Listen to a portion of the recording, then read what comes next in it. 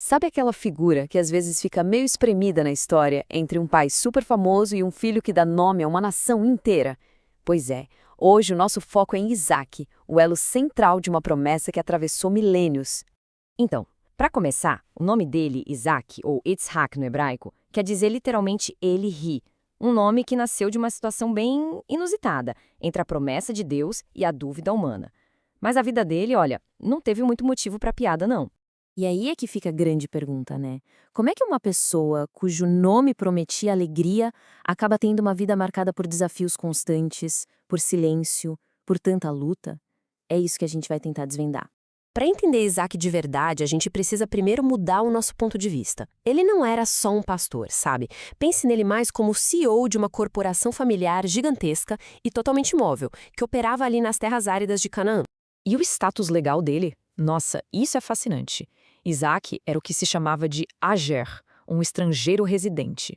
O que isso quer dizer na prática? Bom, ele era imensamente rico, mas em bens móveis, rebanhos, servos, coisas que ele podia carregar. Terra mesmo, ele não tinha direito a quase nada, com exceção do túmulo que o pai tinha comprado.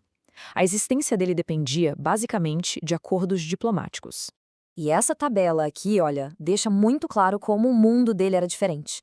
Imagina só, toda sua fortuna não está num banco, está em rebanhos que precisam de pasto, de água. E seus direitos não vêm de uma constituição, vêm de acordos frágeis com líderes locais. Era uma vida, sim, de muito poder, mas com uma vulnerabilidade constante o tempo todo. E o dia a dia refletia exatamente isso. A casa era uma tenda de pele de cabra, fácil de montar e desmontar. A economia girava em torno do peso de metais, não de moedas. A dieta era simples. Carne era um artigo de luxo. Era um mundo bem prático, resiliente e totalmente diferente do nosso. E se tinha uma coisa que definia a luta pela sobrevivência naquele ambiente, era água. A maior guerra da vida de Isaac não foi travada com exércitos, mas pela posse de poços. E a guerra dele era completamente diferente. Olha só que contraste. Enquanto os reis lutavam por cidades usando espadas, a arma de Isaac era a pá. O objetivo não era conquistar território, mas garantir o acesso à água, que era a verdadeira fonte de vida e de riqueza. O conflito todo começou por pura inveja. A prosperidade de Isaac era tão grande que os filisteus locais viram aquilo como uma ameaça. Então o que eles fizeram? Atacaram a sua infraestrutura, a fonte do seu sustento, entulhando os poços que eram sua herança. A resposta do Isaac foi uma demonstração de persistência, assim, incrível. Ele cavou um primeiro poço e chamou de contenda, porque deu briga. Eles lutaram, ele cedeu. Cavou um segundo poço, chamou de oposição. Brigaram de novo, ele cedeu de novo. Mas na terceira vez ele encontrou paz e chamou o poço de espaço amplo, um lugar para finalmente florescer. E esse é o ponto-chave. Naquele mundo, dar nome a um poço não era um ato simbólico qualquer. Era uma declaração legal. Era como fincar uma bandeira, reivindicando direitos numa terra que, legalmente, não pertencia a ninguém. Mas a vida de Isaac não era só de luta. O casamento dele com Rebeca foi um dos eventos mais estratégicos da sua história. Foi uma manobra diplomática, pensada para garantir a continuação do legado da família. Para selar o acordo, o servo de Abraão ofereceu um presente bem significativo: pulseiras de ouro pesando 10 ciclos. E para a gente ter uma ideia do que são 10 ciclos de ouro, isso não era uma joia qualquer, era uma fortuna. Equivalia a um salário de um ano inteiro de um trabalhador daquela época. Isso mostra a seriedade e o imenso valor que eles colocaram nessa aliança. E cada detalhe desse casamento estava carregado de simbolismo. O véu de Rebeca, a entrada dela na tenda da falecida matriarca Sara e até a dificuldade inicial deles para terem filhos, tudo apontava para um plano maior. Um plano em que a continuidade da linhagem era um ato divino, não apenas natural. Agora, a gente chega no momento mais intenso e talvez o mais mal compreendido da vida de Isaac: o teste no Monte Moriá.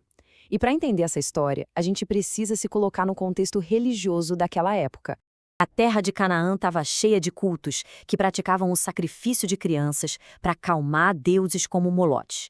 O que acontece no Monte Moriá é um confronto direto com essa prática. De um lado, deuses que exigem a morte. Do outro, um Deus que providencia um substituto. Então, o ponto crucial é este.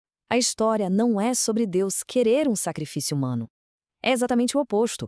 É a declaração mais forte possível de que o Deus de Abraão é diferente, de que ele rejeita essa prática bárbara e provê uma saída.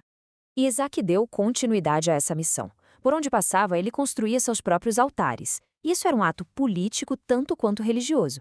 Era uma forma de marcar o território declarando que aquela terra estava consagrada ao seu Deus, em oposição direta aos cultos vizinhos. Quando a gente junta todas as peças, o que surge é a imagem de um homem cuja vida aparentemente comum se tornou o elo indispensável numa corrente de eventos que iria moldar a história mundial. E essa é talvez a maior lição da vida de Isaac. A grande história não é feita só de momentos épicos. Ela é tecida nos fios do dia a dia, nas disputas por recursos, nas alianças familiares e nos simples atos de fé. E por fim, a imagem de Isaac carregando a lenha para o altar no Monte Moriá se tornou, para muitas tradições, uma prefiguração poderosa. Um eco de um evento futuro que aconteceria séculos depois, na mesma região montanhosa, perto de Jerusalém. A vida de Isaac foi uma de perseverança silenciosa. Ele não fundou cidades nem liderou exércitos, mas seu legado se tornou inquebrável. E fica a reflexão: de que maneira as nossas lutas silenciosas, as batalhas do dia a dia, podem estar construindo um legado que talvez a gente nunca veja por completo?